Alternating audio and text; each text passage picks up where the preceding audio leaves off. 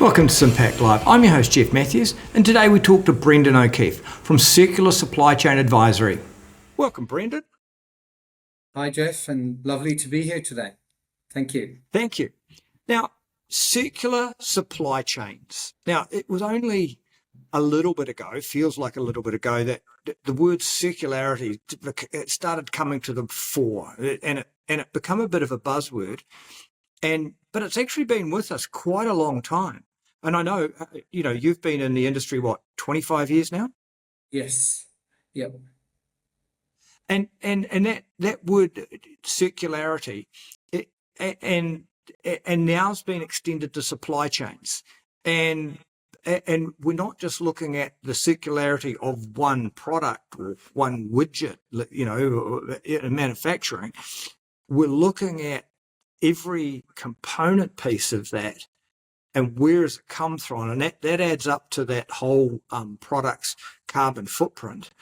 And then it's, once we've even manufactured it, is how we package it, how we transport it to market, how we sell it, and then how we recover it at the end of its life.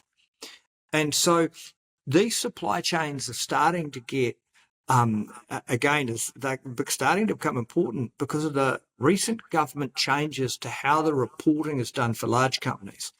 Can you just sort of pick us up and tell us your journey into circularity and bring us forward to today, and then we can have a chat about where we are now.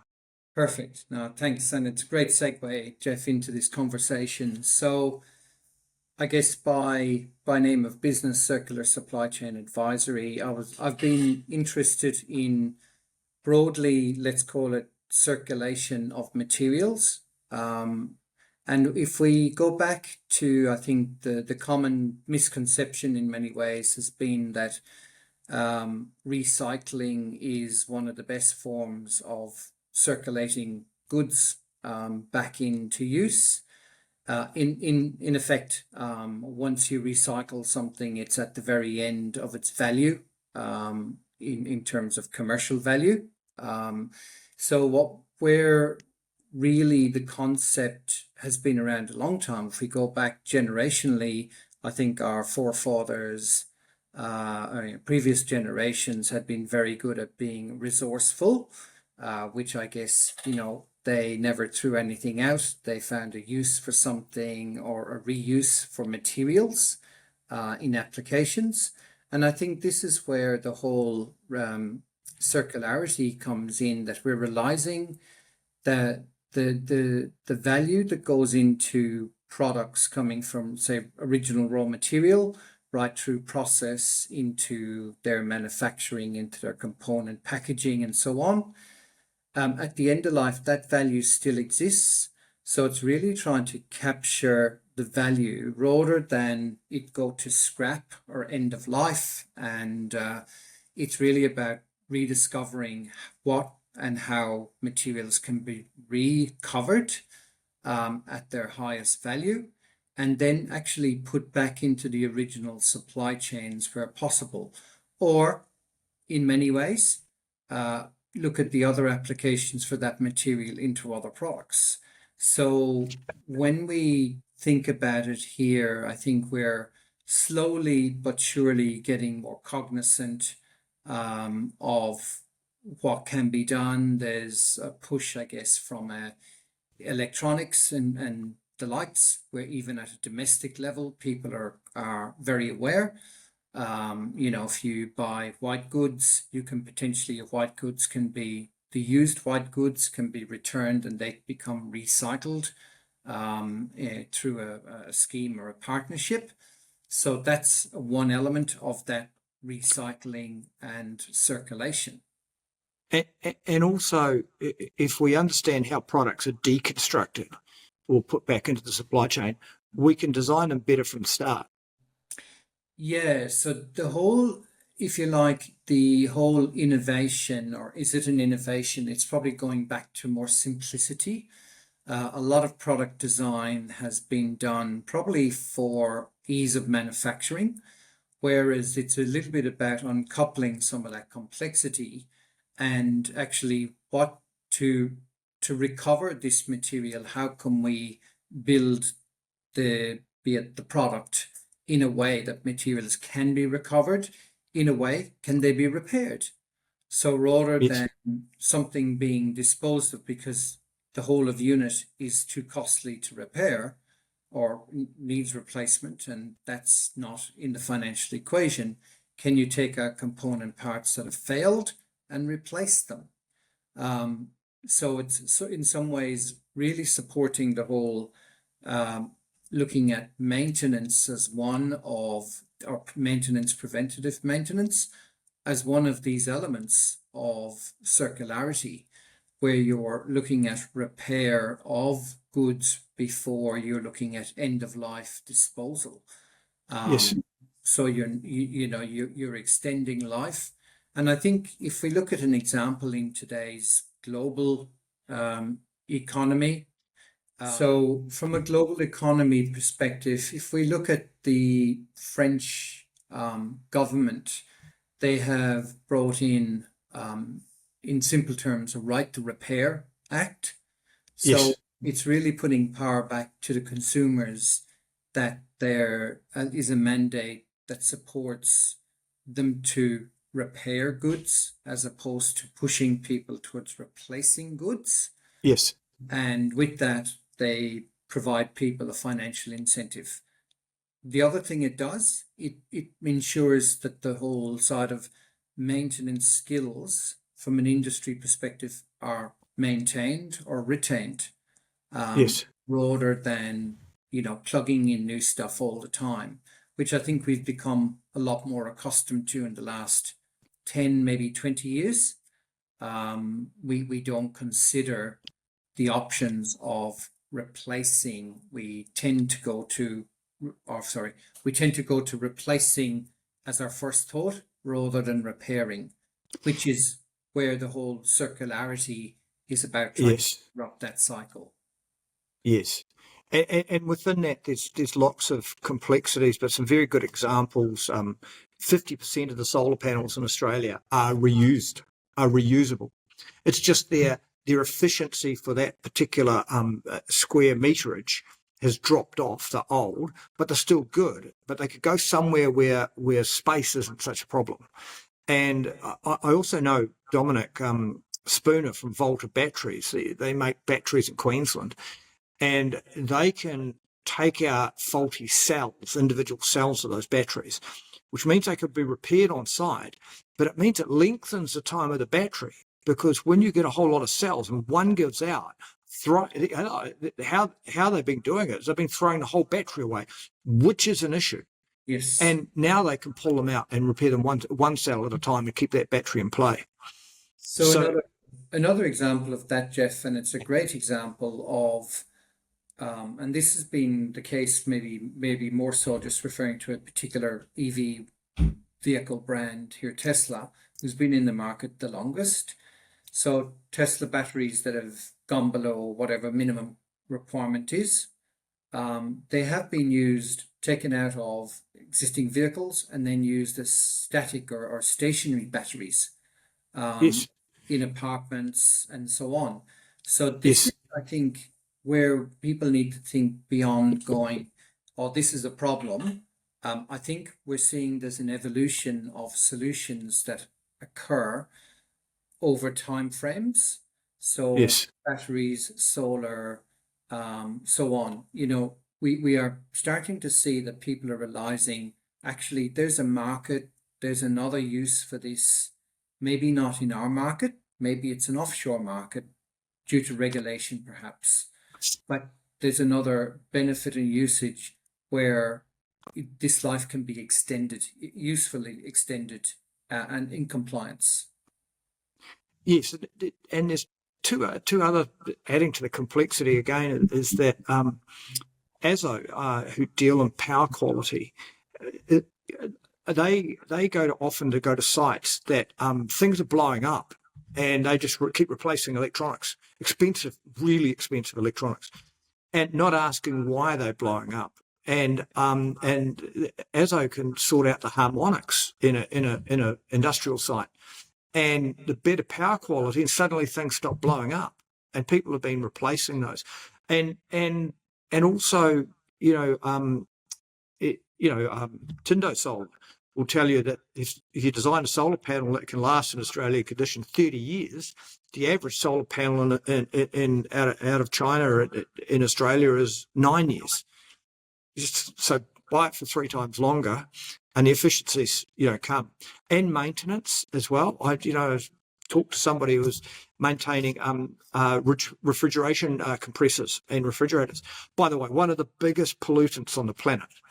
So refrigeration accounts for 3 times more than shipping and aviation combined. And so just maintaining them better extends their life. So, a lot of complexity there. So coming back to your business, Circular Supply Chain Advisory, tell us what you do. And I know that you've got, you've had a lot of projects done, over 100, I think. And what do you do for clients? Why do people come to you? What are they asking to you? And then what do you end up doing? Because often as consultants, and I've been a consultant, so often they'll ask you to do something, and I used to be a marketer, and they used to ask me, we need help with our marketing, and you'd look at their business and they'd go, if you've got any more clients, you'd tip over. You got to sort your processes out. Yes. So tell us what you do for customers as an advisory. Yeah, so the services, and I think it's a little bit, the services expand based on the dynamics of the market and the requirements of customers. But broadly, there's 2 sides to the business, Jeff. The consulting side looks at supply chain sustainability. That leads into circular economy application by default, not as a primary outcome.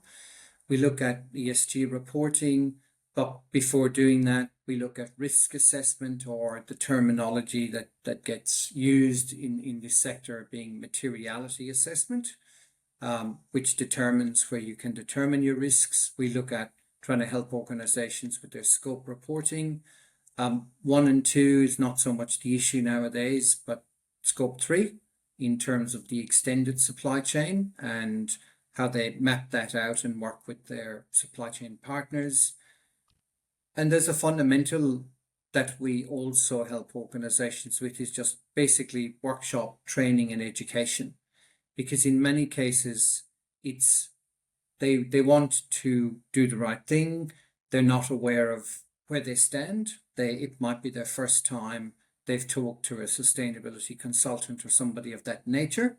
So it's really trying to figure out where we're at, what's our benchmarking, what are our major gaps, and trying to build on gaps. So looking at potentially scope, identifying the key scope of projects. On the other side of services, it's that executive recruitment or recruitment and talent management. So what we're seeing in this space, and this lends itself, I'll just explain, it lends itself to my background, having a technical background, having worked in recruitment for over 20 years across supply chain and manufacturing, pretty much exclusively. So I've got a very in-depth knowledge of all types of supply chains. But ultimately, I think what we're seeing is businesses now need to transition resources from traditional roles into more sustainability type functions. Sometimes it's doing skill assessment or looking at capability assessment internally of the people who've got the right sort of behaviors and core skills that could be trained with some support into functions that the business needs into the future, but then also looking at what are the new skills that they need to require from the marketplace that they have yet to develop. So yeah, and it's a lot of that is a search-based activity. So advertising generally won't find these people because they're scarce, Jeff. So, yes. But I think the benefit of my background is that I've got, I guess, a lot of history in recruitment and knowing how the challenges of trying to identify and bring people to an organization. but then actually having the technical skills to assess the candidate Right. pool and So, look. it was it partly fell into it because of your background, but also that you're rubbing up against, probably some of the top candidates that would be around because you work in the supply chain. Yeah. Interesting. It is interesting. So the other thing, coming to the reporting and where you see this going, because there was somebody said to me once, when I started getting into SIM-PAC, they said, Jeff, sustainability, everyone wants to talk about it, but nobody wants to pay. Yeah. And it's sort of echoed in my mind over the past wee while. But are we starting to see, with this mandatory reporting, people starting to be serious about it, or are they just serious about filling out the reports? Yeah, it's a great question. I think where we sit today is the latter. Organizations are probably starting to realize that if you're not in a mandatory reporting based on your turnover, revenue, staff numbers, etc., and we'll just talk about the Australian context here, you may not be in that paradigm where you must report.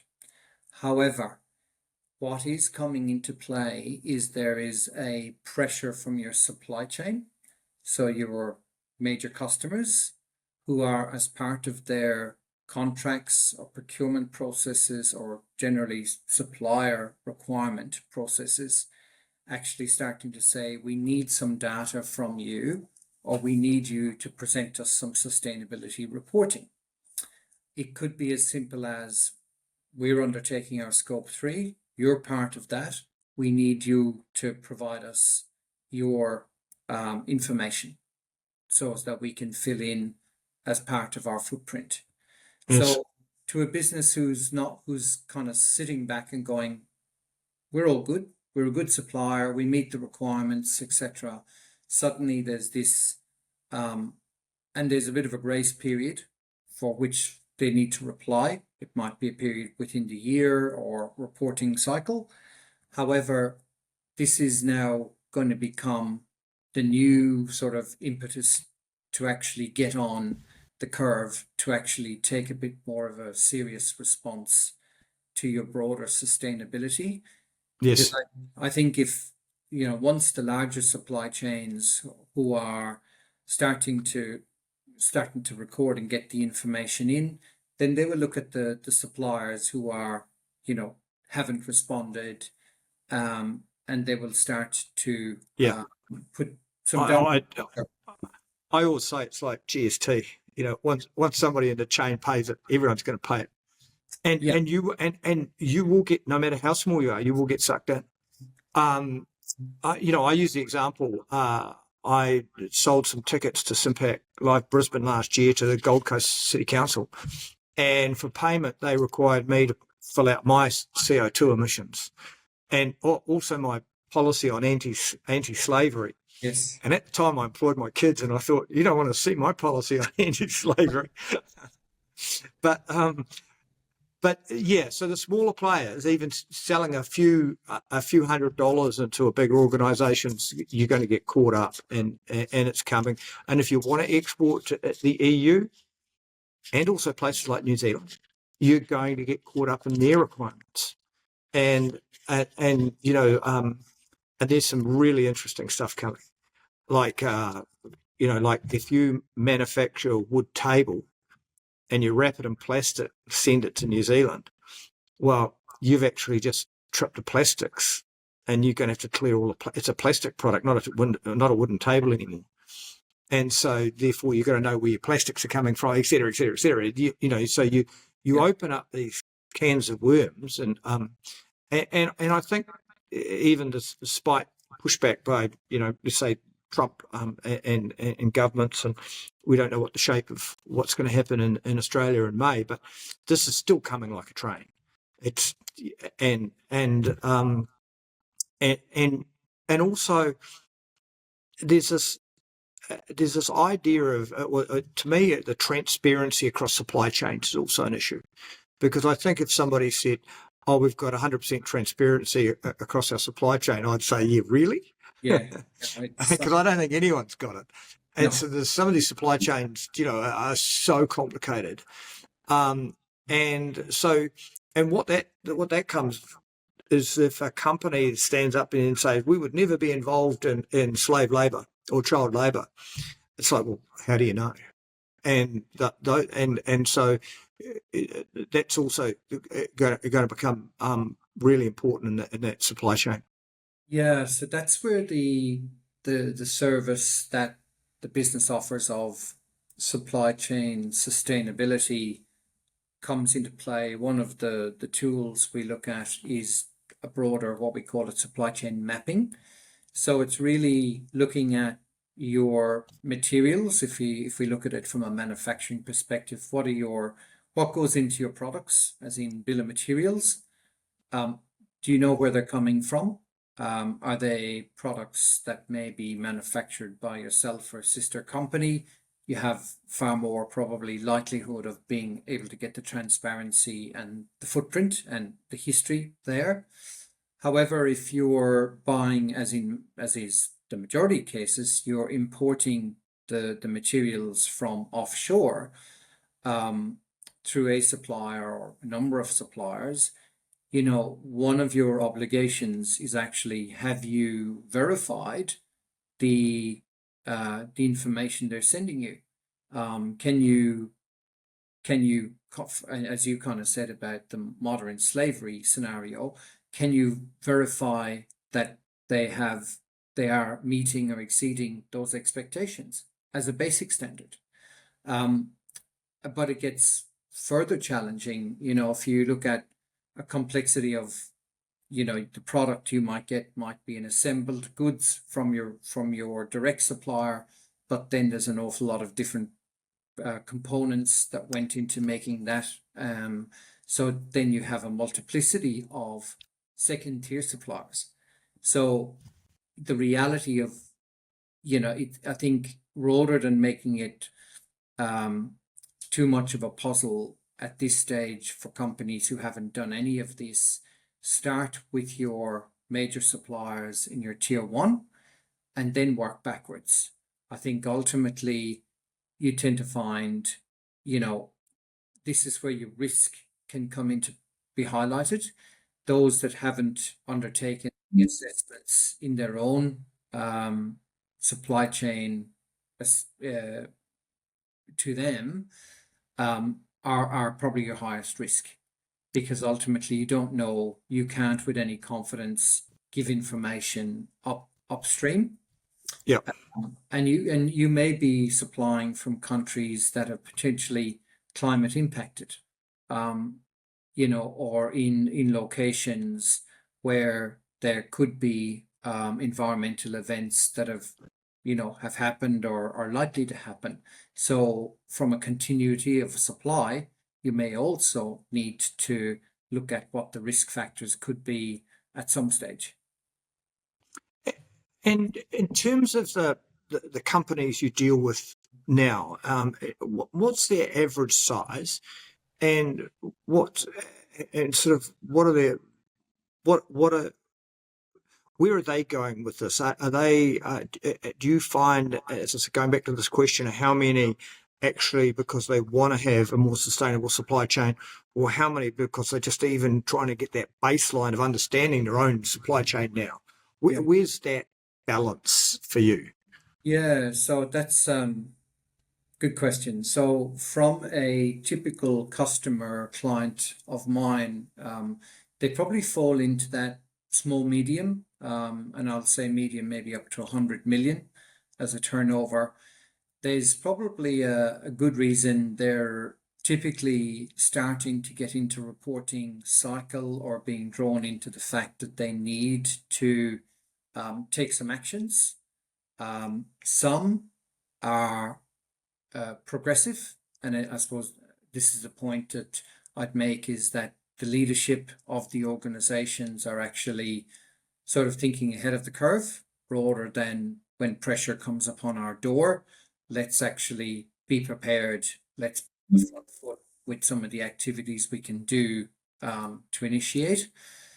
So I think from that perspective, the usually it's, well, what are our mandatory requirements? Let's say if you're over 50 mil, you're not going to have to start reporting.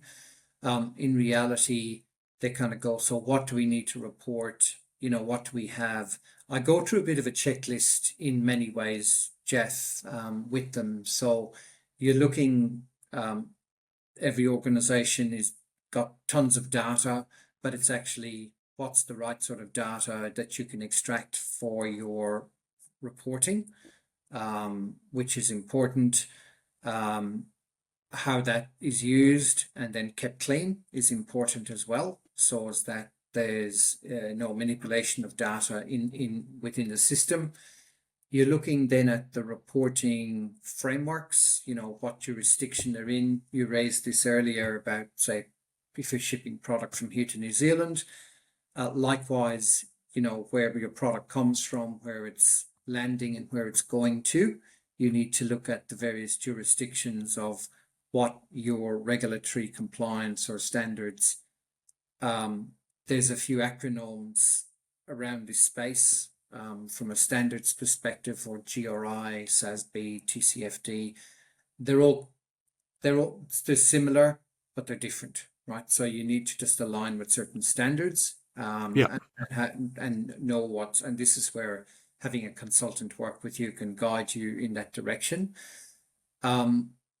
You also work with what your stakeholders are expecting. So we talked earlier about the suppliers, the customers. What are the product claims you're making? And are you able to substantiate those from a business perspective, on a, at a customer level? Because the claims you make, you could be infringing, if you're saying things that you can't back up. Yeah. So the whole greenwashing argument. The other thing businesses really, in the current economy, is really around balancing financial objectives and what their revenues and their ongoing of future growth versus sustainability goals. So they need to try to manage carefully, setting expectations around sustainability goals, but also bearing in mind that some of your sustainability investment will be potentially capitalized. You may need to look at raising some capital if you want to make a step change. So those are a couple of elements that I think organizations are grappling with. As you know, Brendan, at SIM-PAC Lives, I'm a big fan of the low-hanging fruit. I see it so much of the time. There's stuff people can do that not only does it doesn't cost anything, it saves them money.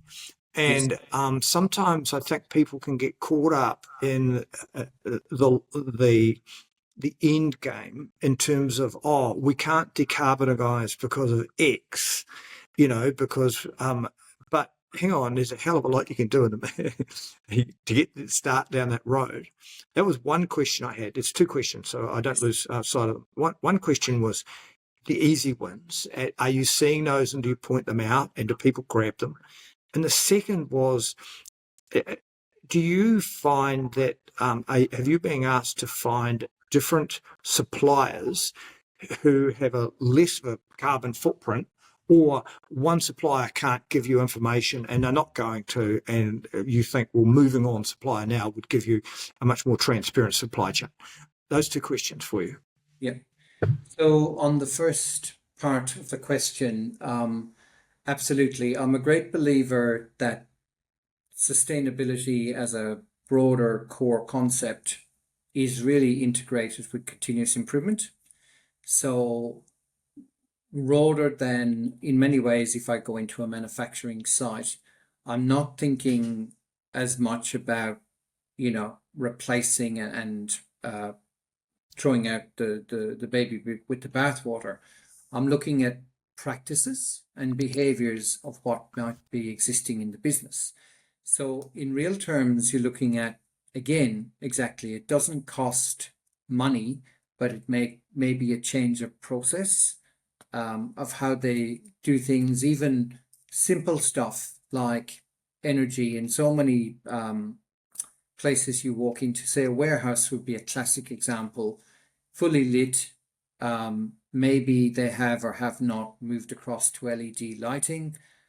That's one possibility they could do.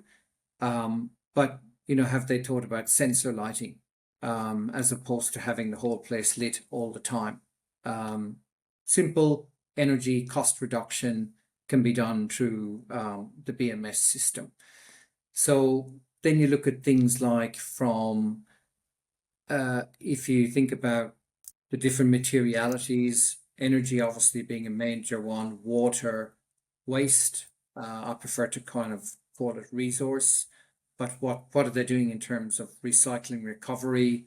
Have they anything in place? In many ways, I'm often able to say, well, there's materials that are going into normal landfill. I can put you in contact with a company who could take, if you separate it from your process, they'll actually take it and recover it. Yes. There may be some sort of licensing fee, but it's probably, by the time you've paid landfill, it's not going to be any great. Plus, you are actually contributing to a better recovery of material. And then you look for ideas.